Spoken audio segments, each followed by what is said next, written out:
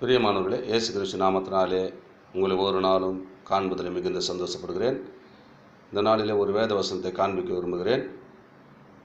சங்கீதம் 126:3. கர்த்தர் பெரிய காரியங்களை செய்தார், இது நிமித்தம் நாம் மகிழ்ச்சியாயிருப்போம். கர்த்தர் யாருக்கெல்லாம் பெரிய காரியங்கள் செய்தார்? என் வாழ்க்கையில் செய்தாருங்க.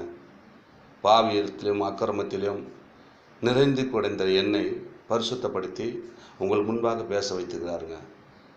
எவ்வளோ அற்புதமான தெய்வம் பாருங்க. பெரிய காரியம். நான் மரித்து போயிருப்பேன், குடிகாரனாக இருந்தேன், அநேக காரியத்திலே மீள முடியாதபடி இருந்த என்னை அவர் என்ன பண்ணார்?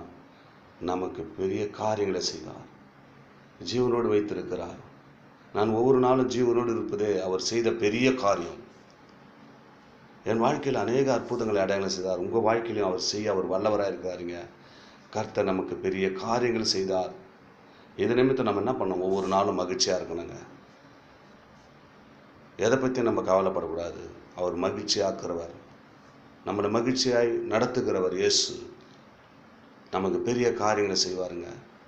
யாரெல்லாம் அவரை யோசித்து அவர் பின் செல்கிறீர்களோ, யாரெல்லாம் அவர் நம்புகிறீர்களோ, யாரெல்லாம் அவர் விசுவாசிக்கிறீர்களோ, அவங்களெல்லாம் பெரிய காரியங்களை செய்து என்னை போல உங்களை மகிழ்ச்சியாக வைப்பார். பயப்படாதீங்க. அவர் நம்பினவர்களை அவர் புறமே தள்ளுவதில்லை. அவர் ஆசீர்வதிக்க வல்லவர். எங்கள் அன்பு பிள்ளைகளே, அவர் பெரிய காரியங்களை செய்ய போகிறார் உங்கள் வாழ்க்கையில். அதற்காக தான் அந்த வார்த்தை பேசி கொண்டிருக்கிறார். யாரெல்லாம் அவர் நம்பாத, அவர் விசுவாசிக்க இருந்தீங்களோ, இந்த நாளில் அவரை நம்புங்க, விசுவாசிங்க,